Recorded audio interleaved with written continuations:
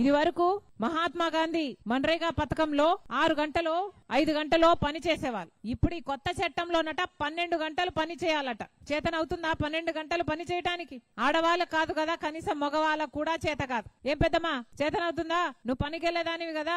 అసలు పెద్దమ్మకు గుర్తే ఉండుంటుంది. అమ్మా పెద్దమ్మ, రాజశేఖర రెడ్డి గారు ఉన్నప్పుడు మీరు పనికి వెళ్ళినప్పుడు ఆటో ఛార్జీలు కూడా ఇచ్చేవాళ్ళట కదా. ఉపాధి హామీ పనికి ఆటో ఛార్జీలు ఇచ్చేవారట, మజ్జిగ ఇచ్చేవాళ్ళట, పక్కన కూరలో ఒక ఆమె చెప్పింది రస్నా కూడా ఇచ్చేవాళ్ళట కదా. టెంట్లు కూడా వేసేవాళ్ళట గర్భిణీ స్త్రీలకు, ముసలోళ్లకు కూర్చొని కొంచెం రెస్ట్ తీసుకోవడానికి. కానీ ఈ మధ్య అవేవీ లేవు. ఇప్పటికే ఉపాధి హామీ పనిని ఎంత దిగజార్చాలో అంతా దిగజార్చారు. ఒకే సంవత్సరంలో 18.5 లక్షల జాబ్ కార్డులు తొలగించింది ఒక్క ఆంధ్ర రాష్ట్ర ప్రభుత్వమే. చంద్రబాబు గారు ముఖ్యమంత్రి అయిన తర్వాత 2025లో 18.5 లక్షల జాబ్ కార్డులను తీసేశారు. అంటే కనీసం 36 లక్షల మందికి ఉపాధి హామీ పని నుండి తొలగించేశారన్నమాట. మరి వీళ్ళకి చిత్తశుద్ధి ఉంది అనుకోవాలా ఉపాధి హామీ మీద? ముమ్మాటికి లేదు. అన్నిటికంటే పెద్ద తేడా, అన్నిటికంటే ఎక్కువ ఎఫెక్ట్ ఇచ్చే తేడా ఏమిటంటే నిధులు. మహాత్మా గాంధీ ఉపాధి హామీ పనిలో పూర్తి నిధుల బాధ్యత కేంద్రానిదే. కేంద్రం పూర్తి నిధులు ఇచ్చేది. కానీ ఇప్పుడు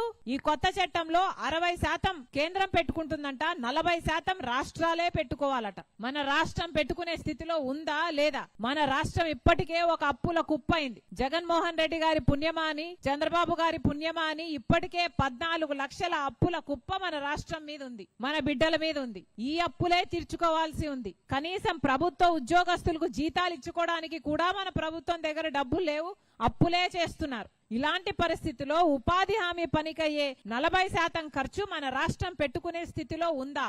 ముమ్మాటికి లేదు. లేదు కాబట్టి ఉపాధి హామీ పని రాష్ట్రంలో అంత ఇవ్వబోరు.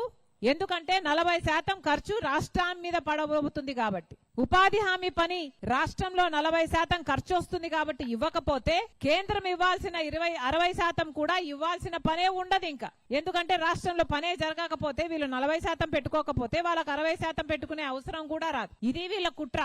ఉపాధి హామీకి అయ్యే ఖర్చును మిగిలించుకోవడానికే ఈ చట్టంలో మార్పులు తెస్తున్నారు.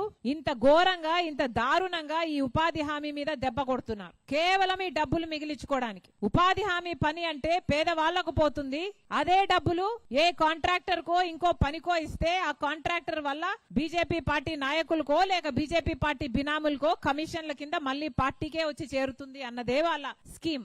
అందుకే ఈ దుర్మార్గాన్ని చేస్తున్నారు. చంద్రబాబు గారు ఇలాంటి బిల్లుకు మద్దతు ఇచ్చి వచ్చారు. ఉపాధి హామీని మారుస్తున్నారు. ఉపాధి హామీకి ఇది వరకు 500 కోట్లయితే ఇప్పుడు ఈ కొత్త చట్టంలో 5,000 కోట్లు అవుతుంది. మరి చంద్రబాబు గారు ఏం ఆలోచించారో, ఎందుకు ఆలోచించారో, ఎందుకు మద్దతు ఇచ్చారో చంద్రబాబు గారే సమాధానం చెప్పాలి. అక్కడేమో కేంద్రంలో ఈ బిల్లుకు, దుర్మార్గమైన దరిద్రమైన బిల్లుకు మద్దతు ఇచ్చారు. మళ్లీ ఢిల్లీ చుట్టూ తిరుగుతూ డబ్బులు అడుగుతున్నారు. ఉపాధి హామీ పథకానికి డబ్బులు ఇవ్వండి అని. అంత దరిద్రమైన బిల్లుకు మద్దతు ఇవ్వడం ఎందుకు? ఆ తర్వాత ఢిల్లీ చుట్టూ మళ్లీ నిధులు ఇవ్వండి ఉపాధి హామీ కోసము అని తిరగడం ఎందుకు? చంద్రబాబు గారు సూటిగా అడుగుతున్నాము, సమాధానం చెప్పాలి. ఎందుకంటే ఇది ఆంధ్ర రాష్ట్ర ప్రజలకు సంబంధించిన విషయం. ఉపాధి గ్రామాలలో తీసేస్తే ఇక ఉపాధి ఉండదు, పని ఉండదు. దాని వల్ల వలసలు పెరుగుతాయి లేదా ఆకలి చావులు పెరుగుతాయి. ఇప్పటికే మన బిడ్డలకు ఉద్యోగాలు లేవు. డిగ్రీలు పీజీలు చదివిన బిడ్డలకు ఇప్పటికే ఉద్యోగాలు రావటం లేదు. ఇప్పటికీ కూడా డిగ్రీలు పీజీలు చదివిన మన బిడ్డలందరూ ఏ డ్రైవర్లుగానో ఏ గిగ్ వర్కర్లుగానో పని చేస్తున్నారు. ఇక ఉపాధి హామీ పని మీద కూడా గండి కొడితే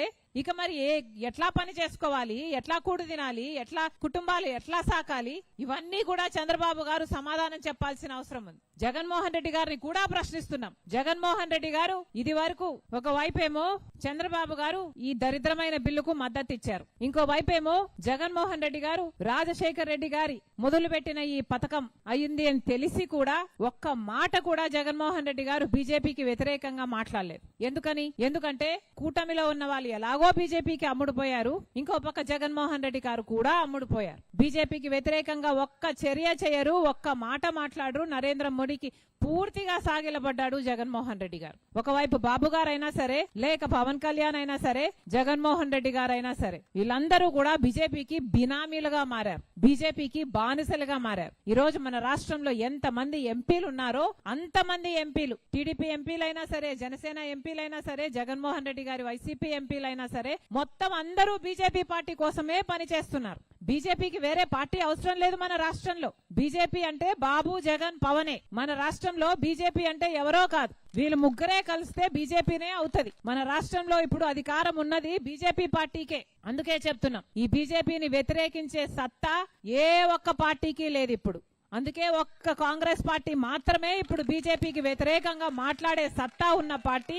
బీజేపీని వ్యతిరేకిస్తున్నాము అంటే ఎందుకోసం వ్యతిరేకిస్తున్నాం? ప్రజా వ్యతిరేక విధానాల కోసం వ్యతిరేకిస్తున్నాం, వాళ్ళ మత తత్వ రాజకీయాలను వ్యతిరేకిస్తున్నాం. అందుకే ఈ రోజు రాజశేఖర రెడ్డి బిడ్డ ఇలా మీ ముందు నిలబడి ఉపాధి హామీ పరిరక్షణ కోసం కొట్లాడుతుంది. ఒక్క ఉపాధి హామీయే కాదమ్మా, మన రాష్ట్రంలో ఎన్నో సమస్యలు ఉన్నాయి. ఉపాధి హామీ మాత్రమే కాదు, రైతులకు సమస్యలు ఉన్నాయి, గిట్టుబాటు ధర లేదు, చదువుకున్న బిడ్డలకు ఉద్యోగాలు లేవు, మనకంటూ ఒక రాజధాని లేదు, పోలవరం ప్రాజెక్టు పూర్తి కాలేదు, మనకు ప్రత్యేక హోదా రాలేదు.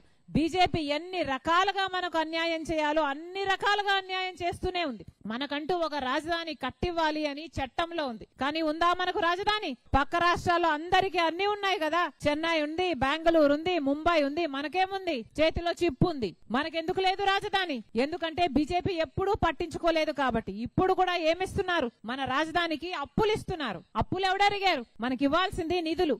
మళ్ళీ అప్పులు తీర్చుకోవాలంటే మళ్ళీ ఆ భారం మన బిడ్డల మీదే పడుతుంది, మన రాష్ట్రం మీదే పడుతుంది. ఇప్పటికీ కూడా న్యాయం చేయటం లేదు బీజేపీ. మరి చంద్రబాబు గారు ఎందుకు మద్దతు ఇస్తున్నారో సమాధానం చెప్పాలి. పోలవరం ప్రాజెక్టు ఎత్తును కూడా తగ్గిస్తున్నారు. రాజశేఖర రెడ్డి గారు దాన్ని ఒక గ్రావిటీ బేస్డ్ ప్రాజెక్ట్ గా తీర్చిదిద్దుదామనుకుంటే ఇప్పుడు దాన్ని ఒక లిఫ్ట్ ఇరిగేషన్ ప్రాజెక్ట్ గా తయారు చేస్తుంది బీజేపీ పార్టీ. ఒక్క ఎంపీ అయినా మాట్లాడా పార్లమెంట్ లో? ఒక్క ఎంపీకి కూడా దమ్ము లేదు బీజేపీకి వ్యతిరేకంగా మాట్లాడడానికి. అందుకే ఈ రోజు కాంగ్రెస్ పార్టీ ఇంత గట్టిగా నిలబడింది. రాహుల్ గాంధీ ప్రధానమంత్రి అయినాక మన రాష్ట్రానికి 10 సంవత్సరాల ప్రత్యేక హోదా రావటం ఖాయం. మనకు రాజధాని కావాలన్నా, పోలవరం కావాలన్నా, మన బిడ్డలకు ఉద్యోగాలు రావాలన్నా, మళ్ళీ ఉపాధి హామీ లాంటి పథకాలన్నీ నిలబడాలన్నా, ఆరోగ్యశ్రీ అయినా, ఫీజు రీఎంబర్స్మెంట్ అయినా, ఇవన్నీ మళ్ళీ అద్భుతంగా జరగాలి అంటే మళ్ళీ కాంగ్రెస్ పార్టీ అధికారంలోకి వస్తేనే ఇది జరుగుతుంది. ఎందుకంటే ఈ పథకాలన్నీ కాంగ్రెస్ పార్టీ పథకాలు. రాజశేఖర రెడ్డి గారు కాంగ్రెస్ పార్టీ నాయకుడు. అమ్మా గుర్తుందా? హస్తం గుర్తు ఏమా గుర్తుందా? మళ్ళీ ఈ గుర్తును మీరు ఆదరించాలి. మీరు చేయి కలిపి మాతో కలిసి పోరాటం చేస్తేనే మార్పు సాధ్యం. చైతన్యము మీలో రావాలి. అందుకే చెప్తున్నాం, రాజశేఖర రెడ్డి బిడ్డగా ప్రజలకు మేలు చేయటానికి నేను కాంగ్రెస్ పార్టీ తరఫున ఈ రోజు ఇక్కడికి రావటం జరిగింది.